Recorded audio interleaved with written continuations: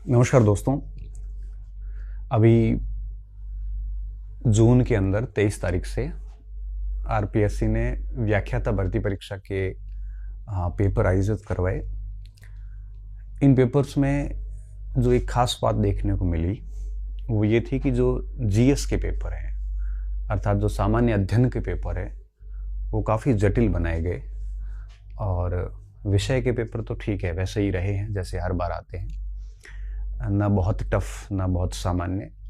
और चूंकि हर बार जब नया पेपर होता है तो ऐसा ही लगता है कि वो पेपर बहुत टफ होता है, और जैसे जैसे हम पेपर का अध्ययन करते हैं वैसे वैसे पाते जाते हैं कि इतना टफ नहीं था जितना हमें परीक्षा हॉल में लगा था। तो वो एक लेवल हर बार ही आरपीएससी मेंटेन करती है और समय के साथ साथ लेवल बढ़ते भी जाते हैं। तो विषय के पेपर को लेके मुझे बहुत अधिक कुछ था नहीं, क्योंकि लगभग सेम था। ठीक है, तो कुछ नए प्रश्न बढ़ रहे हैं, लेकिन फर्स्ट पेपर को लेके जो एक विश्लेषण मैं कर पाया हूं, 2 ग्रुप के पेपर हुए उसके बाद, और बच्चों में एक स्टूडेंट्स में एक भय सा बैठा दिया गया है कि फर्स्ट पेपर को आखिर कैसे पास करें, इतने टफ आ रहे हैं तो कैसे होगा, किस तरह से हम पढ़ाई करें, इतना पढ़ने के बावजूद भी 40% का क्राइटेरिया पार नहीं हो रहा है। और वाकई में प्रश्न टफ भी थे। और जैसे ही पेपर हुए उसके बाद में जो भी प्रकाशक लोग हैं, लेखक लोग हैं, जो गाइड लिखते हैं, पुस्तकें लिखते हैं, जो टीचर्स है, कोचिंग सेंटर्स वगैरह है, तो इन सब ने थोड़ा सा माहौल और बना दिया कि पेपर बहुत टफ था, हमारे में से इतने आए, उसमें से इतने आए, उसके नहीं आए, मेरे आए। ये सब एक होड़ शुरू हो गई। अब इससे हुआ क्या कि बच्चे थोड़े से आतंकित हो गए अंदर से, भय कि पता नहीं कहाँ से पेपर आ रहा है। हालांकि इस होड़ का ऐसा हम भी बने, हालांकि हमने नैतिकता नहीं बेची। हाँ, ये जरूर है कि हमने प्रूफ सहित सोल्यूशन जरूर करवाया सेकंड पेपर, और ये करवाना ज़रूरी भी होता है, क्योंकि जब सभी लोग प्रूफ तो कोई नहीं, हालांकि 1-2 लोगों ने दिए, किताब वालों वगैरह ने, और उस दौड़ में अगर हम लोग नहीं करते हैं, प्रूफ नहीं करते हैं, तो मार्केट में बात बिठा दी जाती है कि इनकी पढ़ाई में से आए नहीं। तो हमारी मजबूरी सी हो जाती है सोल्यूशन करवाना, और जिम्मेदारी भी होती है, तो हमने भी करवाई। मगर हमने ऐसे आतंकित नहीं किया बच्चों को कि ये वो, जबकि वस्तु स्थिति बहुत अलग है। और इस वीडियो में मैं वही उसी पे बात करने वाला हूँ कि ये पेपर तो हो चुके हैं, आगे वरिष्ठ अध्यापक का पेपर है, उसके बाद प्रोफेसर का वापस पेपर है, फिर अध्यापक के पेपर है। तो जो बात बीत चुकी है वो तो बीत गई, जो जा चुकी है, हमें उस पर ज़्यादा सोचने की बजाय आगे हमारी रणनीति क्या होनी चाहिए, हमें अपनी पढ़ाई के अप्रोच को कैसे थोड़ा सा चेंज करना है, मैं इस विषय पे बात करूंगा आज।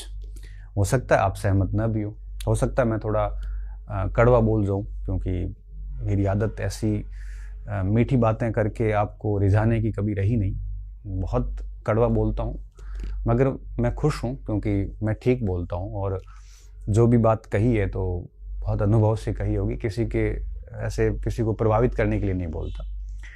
तो ध्यान से सुनना, क्या पता आगे की परीक्षाओं में आप ये शिकायत ना करो कि सर 40% का क्राइटेरिया पार नहीं हुआ। देखिए, सबसे पहली चीज, हम जो समसामयिक पढ़ते हैं, हमारा जनरली क्या रहता है, हमारा सामान्यतः ये रहता है कि हम वार्षिक अंक पढ़ते हैं। देखो, अब ये ट्रेंड खत्म हो गया। अगर आप वार्षिक अंक के भरोसे जाओगे तो कुछ भी नहीं होना, क्योंकि वार्षिक अंक को हम छोटा सा छोटा करने की कोशिश करते हैं। अब वार्षिक अंक के भरोसे काम नहीं चलेगा। लास्ट में 6 महीने का एक वार्षिक अंक ला के आज 15-20 दिन दे देते हो, इससे 2-4 घटनाएं कवर होगी। फर्स्ट ग्रेड के अंदर आप देख लो कि जो समसामयिक का भाग था ये वाकई में बेहद टफ था, और एक वार्षिक अंक, किसी भी वार्षिक अंक से, राजस्थान के किसी भी, इंक्लूडिंग मी ऑल्सो, मैंने भी एक वार्षिक अंक जारी किया था, लास्ट में टेलीग्राम पे अपलोड किया था। 3 या 4 से अधिक प्रश्न कहीं से भी नहीं आए, और मैंने सारे देखे मार्केट में, जो जो किताबें थी, उत्तर नहीं निकल रहा है। और किसी के अगर आए हैं तो उसके आए जिन्होंने नियमित क्लासेस ली थी या नियमित कोई मैगजीन्स देते हैं, तो वो अलग इश्यू है। वार्षिक अंक से प्रश्न नहीं थे। तो अब आरपीएससी ये चाहती है कि आप वार्षिक अंक पढ़ें, उसकी बजाय, पढ़ने की बजाय आपको क्या करना है, आप नियमित करंट पढ़ें। आरपीएससी ये कह रही है नियमित का मतलब ये हुआ कि आप भले सप्ताह में एक दिन ही करंट पढ़ें, मगर 6 दिन का करंट पढ़ें आप। और नियमित या आप यूँ समझ लीजिए कि साप्ताहिक पढ़ते रहें इसको, ठीक है। साप्ताहिक पढ़े और एटलीस्ट परीक्षा से 6 माह पहले से आप अपनी ये यात्रा शुरू कर दें, न कि परीक्षा से 1 महीना पहले। आप चूँकि सेकेंड ग्रेड का एग्जाम है सितंबर में, तो मैं चाहूँगा कि आप अभी से समसामयिक पे काम करना शुरू कर दो। हालांकि करना तो आपको फरवरी मार्च से शुरू कर देना चाहिए था, अब समय जा चुका है तो उस पर ज़्यादा बात नहीं करेंगे। अगर आप अब आरपीएससी का जो समसामयिक पोर्शन आ रहा है ये मोस्टली 2 या 3 महीने का ही आ रहा है, तो हमें एटलीस्ट 6 महीने का नियमित रूप से पढ़ लेना चाहिए। और 6 महीने का नियमित मतलब हर सप्ताह करंट को आपको रेडी करना चाहिए। अब आप ये आरोप मत लगाना कि सर आप साप्ताहिक क्लास लेते हो इसलिए आप साप्ताहिक का सजेस्ट कर रहे हो, मैं ये नहीं कह रहा हूँ। मैं ये इसलिए कह रहा हूँ, हालांकि मैं साप्ताहिक भी नहीं ले रहा, मैं तो पाक्षिक ले रहा हूँ, कभी महीने में 2 क्लासें डाल रहा हूँ, वो मेरी सहूलियत के अनुसार डाल रहा हूँ। वो आप देखोगे तो भी ठीक है, नहीं देखोगे भी तो मुझे फ़र्क नहीं पड़ता, क्योंकि मेरा उसमें कोई आर्थिक इतनी ना मुझे इसमें कुछ मिल रहा है, मैं वैसे ही फ्री क्लास डाल रहा हूँ उस पर यूट्यूब पे, ना मेरा चैनल मोनेटाइजेशन है, ठीक है। आपकी इच्छा है वो देखोगे तो ठीक है, वैसे आप खूब देख रहे हो, 1 लाख से अधिक व्यूज़ यार वीडियोज़ पे मैंने देखा था कल। तो साप्ताहिक क्लास देखें और 6 महीने। अब आरपीएससी ये नहीं कह रही कि आप वार्षिक अंक करके जाओगे तो यही होगा। करंट अफेयर्स बेसिकली चेंज हो गया। हालांकि 4 से 5 साल पहले ये ऐसा होता था कि मेजर घटनाएं आती थी तो वार्षिक अंक पढ़ के जाते थे तो काम चल जाता था, और हम भी ये सजेस्ट करते थे 5 साल पहले कि वार्षिक अंक पढ़ के चले जाओ, करंट को ज़्यादा समय मत दो। मगर इन दिनों में जो भी आरपीएससी के पेपर हुए उसमें जब आप समसामयिक को देखोगे तो पता चलेगा कि अब वार्षिक अंक से काम नहीं चलेगा। अब आरपीएससी ने ट्रेंड ऐसा किया है कि आप नियमित रूप से करंट पढ़ें, एटलीस्ट परीक्षा से 6 महीने पूर्व शुरू कर दें। अभी प्रोफेसर की परीक्षा दिसंबर में है और इन स्टूडेंट को जुलाई से अपने करंट नियमित रूप से शुरू कर देना चाहिए। अब नियमित रूप से कोई भी स्रोत देख सकते हो, आप ऑनलाइन क्लासेस का सहारा ले सकते हो, आप मंथली मैगजीन्स का सहारा ले सकते हो, आप जैसा भी आपको रखता है उस हिसाब से आप कर सकते हो। हम हमारी तरफ से भी प्रयास कर रहे हैं। पहली चीज़ जो आरपीएससी आपसे चाह रही है कि समसामयिक को लेकर आप वार्षिक अंक के भरोसे न रहे। तो नए जो अभ्यर्थी है आगे की परीक्षाओं के लिए मैं यही सलाह दूंगा कि एग्जाम से 6 महीने पहले आप करंट अफेयर्स पे काम करना शुरू कर दें, तभी आप करंट अफेयर। इस बार क्या स्थिति आई, फर्स्ट ग्रेड में 75 प्रश्न आए, उसमें से 10 प्रश्न करंट के थे। तो आप सोचो कि 2-3 हो रहे, 8, 7, 8 तो अटेंड करने की स्थिति में भी स्टूडेंट नहीं था। तो 75 में से 10 गणित के छोड़ दिए, 10 इसके छोड़ दिए, पीछे 55 ही प्रश्न बचे। तो ये अगर नियमित रूप से पढ़ा हुआ होता तो यहाँ 6-7 सवाल निकाल सकते थे आप। अब आप ये मत कहना कि सर पता नहीं कहाँ से आए, तो वो भी किसी न किसी मैगजीन से ही थे, ठीक है, वो हमने पढ़े नहीं। उस गलती को आप एक्सेप्ट कीजिए कि आप सिलेबस का एक बड़ा हिस्सा है करंट, 10 से 12% सवाल आते हैं, उसको आप लास्ट में 15 दिन या 1 महीना देते हैं। तो वहाँ से आप क्यों उम्मीद करें कि हमारे 10 में से 10 सही हो, 8 सही हो। टफ है तो सबके लिए, आपके लिए नहीं, अकेले के लिए नहीं। एक बात ये, अब आरपीएससी क्या कह रही है, आरपीएससी कह रही है कि आप 90% प्लस सिलेबस जो है वो पढ़ के जाए। अब आप ये 75%, 80% पढ़ के जाओगे, उससे काम नहीं चलना है। पहले क्या होता था, लोग छोड़ देते थे कोर्स, जैसे फर्स्ट ग्रेड है तो फर्स्ट ग्रेड का फर्स्ट पेपर में मैथ छोड़ दिया, 10 प्रश्न मैथ छोड़ दी, 5 इंग्लिश छोड़ दी, 15 ये छूट गए, 5 विज्ञान छोड़ दी, 20 छोड़ दिया, फिर करंट टफ आ गया, अब 50 प्रश्न अटेंड करने की स्थिति में आप। अब आरपीएससी कह रही है कि ये नहीं चलेगा, आपको 90% प्लस सिलेबस तैयार करना ही पड़ेगा। अगर आप नहीं करेंगे तो आप निश्चित तौर पे बाहर होंगे। इस बार भी मैं बताऊं, एक ग्रुप का पेपर बेहद टफ था, इसमें बहुत सारे बच्चे डिस्क्वालीफाई हो रहे हैं, उनसे 40% का क्राइटेरिया पास नहीं हो रहा है। और ये मोस्टली वो बच्चे हैं जिनका मैथमेटिक्स बहुत कमज़ोर है, इंग्लिश भी कमज़ोर है, और ये बच्चे सारे के सारे यूं कहिए कि बाउंड्री लाइन पे आ गए। तो अब ये नहीं चलेगा कि आप 80%, 70% सिलेबस पढ़ के जाओ, क्योंकि 80-70% सिलेबस पढ़ के जाएंगे तो अगर पेपर टफ आया तो 35 ही कर पाओगे, 40 नहीं हो पाएंगे आपके। इसलिए आरपीएससी कह रही है कि आप 90% से अधिक सिलेबस पढ़ के जाएं। आप सिलेबस का बड़ा हिस्सा आप नहीं छोड़ सकते। अगर अब आप ये कहोगे कि सर हमारी गणित नहीं आती तो तैयार करिए आप, अगर नहीं करोगे तो उसका लॉस डेफिनेटली होगा। और इस बार भी जिसके सिलेबस 100% रेडी था, अदर मैथ भी ठीक थी, वो बच्चे डिस्क्वालीफाई नहीं है। क्योंकि मैथ, इंग्लिश, हिंदी वगैरह, थोड़ा बहुत हिस्ट्री वगैरह से निकाल के 35-40 कर लिए, 35-40 नहीं तो 35 तो कर ही लिए। और जिन्होंने सिलेबस से 70-80% तैयार था वो बच्चे बाहर हो गए। तो ये कड़वा सच ये है कि हमारा पोर्शन ही 80% तैयार था। हालांकि पेपर आरपीएससी का कठिन है, वो तो सबके लिए था। तो हम ये कह के बच नहीं सकते कि मुझे इंग्लिश गणित नहीं आ रही है। तो अब आपको पढ़ना पड़ेगा। 6-7 महीने 8 महीने मेहनत करोगे ना उसके ऊपर 1-1, 2-2 घंटे, तो वो ठीक भी हो जाता है, ऐसी कोई बात नहीं है। तो आप अब स्थिति ये है कि आपको 90% के आसपास सिलेबस तैयार करके जाने ही पड़ेंगे।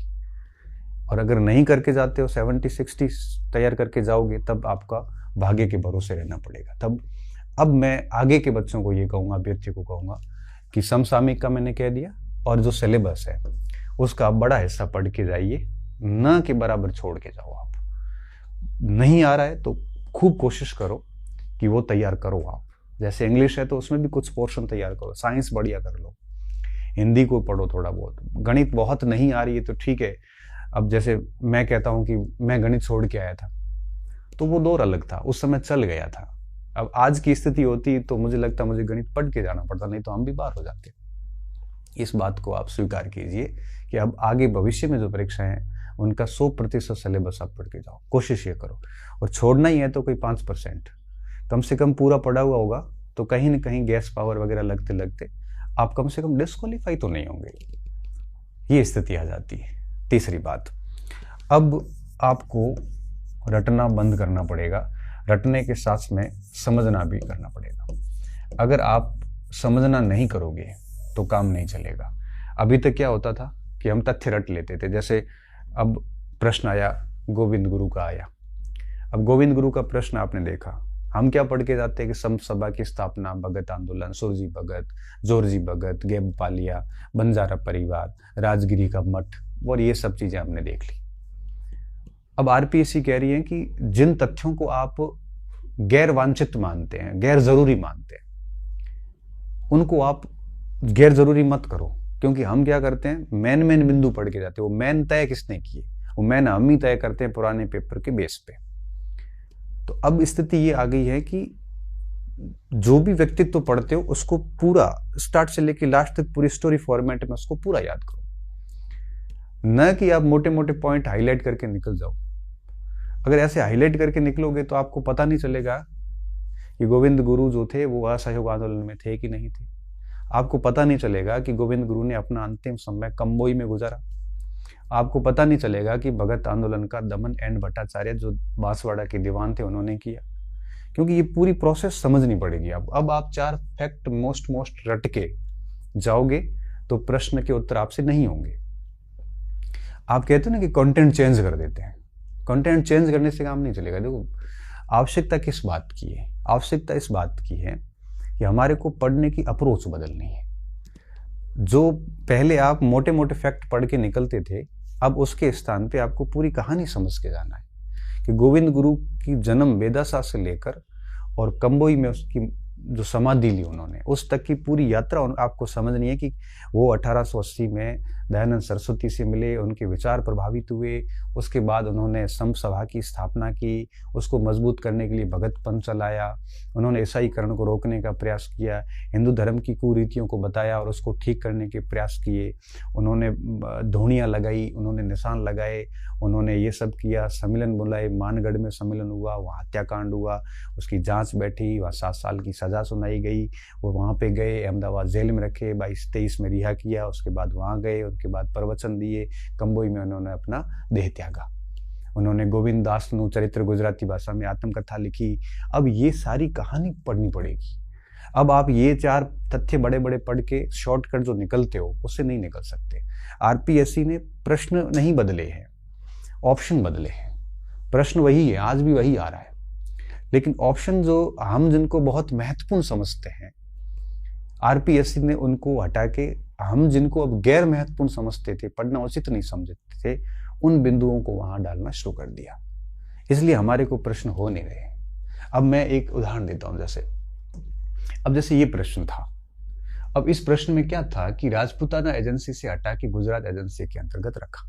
अब आपको पता है कि डूंगरपुर कभी गुजरात का हिस्सा नहीं रहा, तो आप बी हटा दो। बी हटाते आपका उत्तर निकल जाता है, भले किसी किताब में मत पढ़ो उसको। थोड़ा सा मैं कह रहा हूं, अब आपको चीजें समझनी पड़ेगी। अब आप कहोगे सर ये प्रश्न कहां से आया? अब ये प्रश्न इस किताब से आया। अब आरपी व्यास को जाके खोल के देखो। और मैं कह रहा हूं कि आप कह रहे हो प्रश्न कहां से आया, आप कोई भी गाइड वाले की पोस्ट पढ़ लो, आपके पास जो भी गाइड किताब है उसको ढूंढो, उसमें से आप प्रश्न मिला लो, आपको 80 to 85% आपकी किताब से सवाल मिल रहे हैं।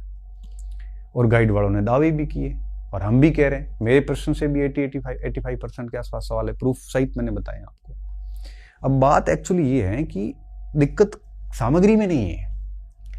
आप जिस सामग्री को पढ़ रहे हो, आप ईमानदारी से पेपर लेके आज उसको देखना, क्या उस सामग्री से 80-85% उत्तर मिल रहे हैं आपको? अगर मिल रहे हैं तो अब आप सोचो कि दिक्कत कहाँ आई। दिक्कत आई है आपके पढ़ने के अप्रोच से। हम पुराने पैटर्न से ही पढ़ रहे हैं अभी भी, और आरपीएससी ये कह रही है कि आप खुद मोस्ट कौन से हैं और अननेसेसरी कौन से, ये तथ्य आप मत अलग करो, अब आप आरपीएससी करेगी। अब आरपीएससी ने उन अननेसेसरी तथ्यों को उठाना शुरू किया जो अभी तक हम उनको अननेसेसरी समझते आए।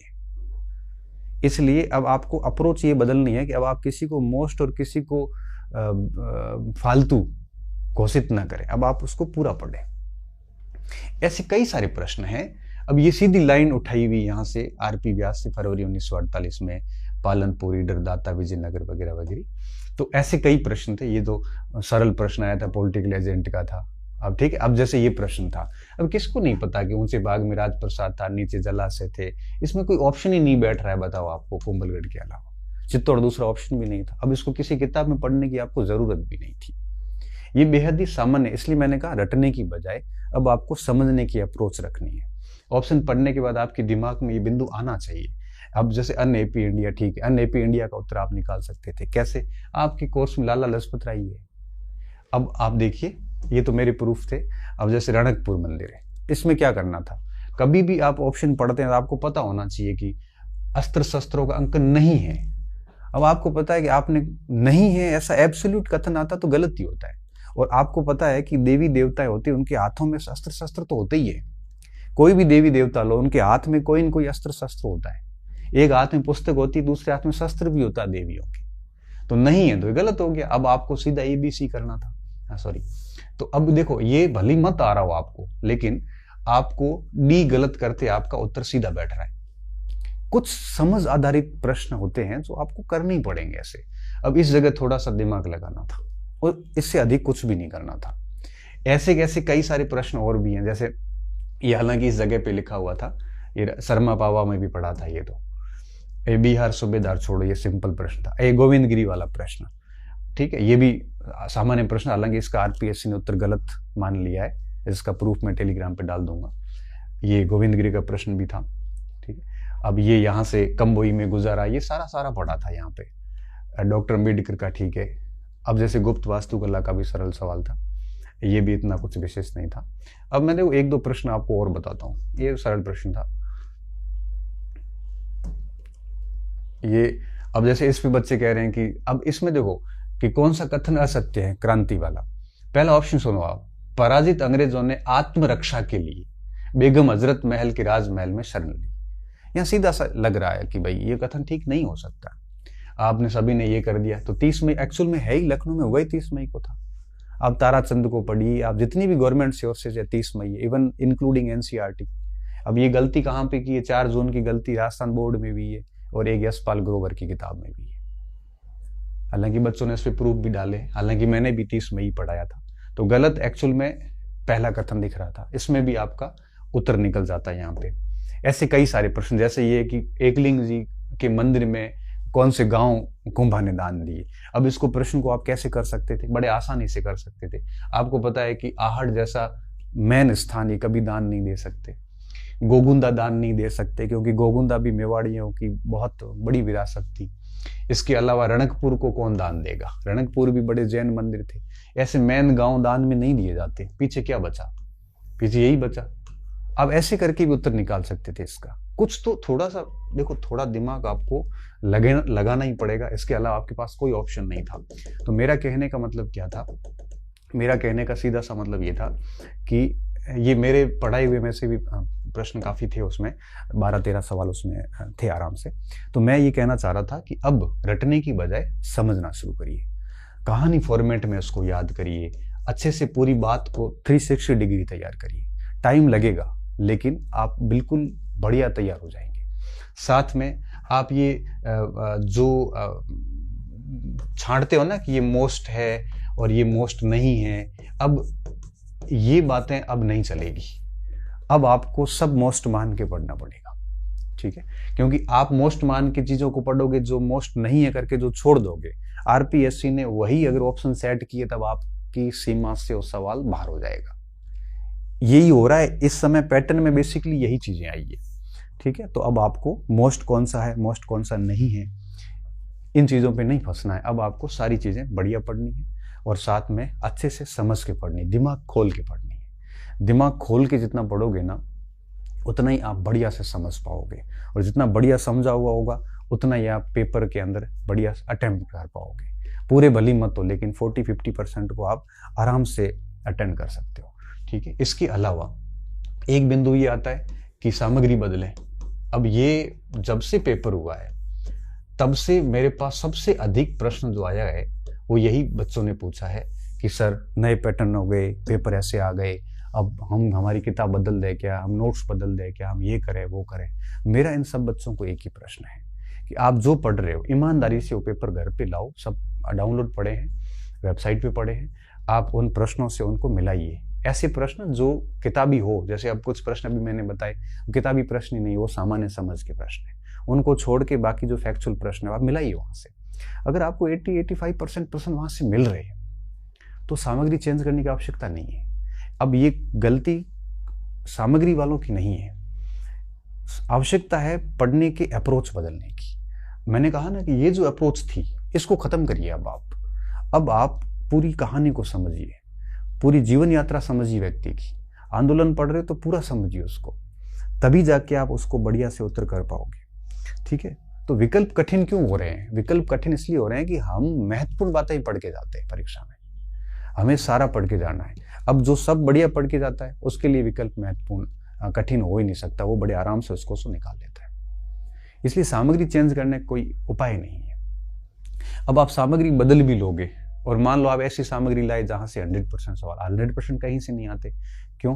क्योंकि 5-7% सवाल समझ के होते हैं जो आपको अपनी माइंडसेट से करने होते हैं। 80-85% हर जगह से मिल जाते हैं, 5-7% सवाल जो होता है किसी सामग्री में एक्स्ट्रा होते हैं। तो इसका मतलब ये हुआ कि आप मान लो 1000 पेज की कोई किताब लेके आ गए, एक बात ये है कि वो याद कितनी हुई है आपसे। अब मैंने दावा किया कि मेरे नोट से 85-90% सवाल आए, ठीक है, हो गया। बात यह है कि सामने वाले ने याद कितना किया है। तो सामग्री से अधिक महत्वपूर्ण बात यह है कि जो आपके पास में उपलब्ध है उसमें आपको याद कितना है। तो कोशिश कीजिए सामग्री के ऊपर दोष मत दो, आपके पास जो भी सामग्री है उसको याद करो आप, ये ज्यादा महत्वपूर्ण है। उसको समझिए, उसके कंटेंट को समझिए। हाँ, आपके पास ऐसी सामग्री है जो जहां से प्रश्न ही 40-50% आए तब बदलने की जरूर आवश्यकता है, बाकी आवश्यकता ही नहीं है। इसलिए मैं बच्चों को कह रहा हूं कि आप ये सामग्री बदलना, इतना भयभीत होने की आवश्यकता नहीं है, आपको इतना आतंकित नहीं होना। पैटर्न वही है। आप 15 के पेपर देखोगे तो आपको कुछ नहीं लगेंगे। जब हमने वो 15 के पेपर दिए थे तब वो हमें बहुत बड़े कठिन पेपर लगे थे। जब हम 10 के पेपर देख रहे थे 15 वाले बच्चे, तो 10 वाले पेपर हमें कुछ नहीं लग रहे थे, लेकिन 10 वालों को 10 वाले पेपर बहुत टफ लगे थे। अभी आप वर्ष 2000 का पेपर देखोगे तो आपको कुछ नहीं लगेगा, लेकिन 2000 के स्टूडेंट को वो पेपर भी टफ लगे थे। अभी 2030 के जो बच्चे आएंगे आगे, उनको ये 25 वाला पेपर कुछ नहीं लगेगा और 35 वालों को 30 वाला कुछ नहीं लगेगा। तो देखो, ये समय के साथ में पैटर्न बदलते हैं। ये हर परीक्षा में कुछ न कुछ नया आता है। अब आगे जब 26 में फर्स्ट ग्रेड की वापस भर्तियां आएगी, 27 में जब एग्जाम्स होंगे, तब आप देखना उसमें आपको फिर थोड़ा और डेप्थ में मिलेगा। आप एक कदम आगे रहना पड़ेगा आपको।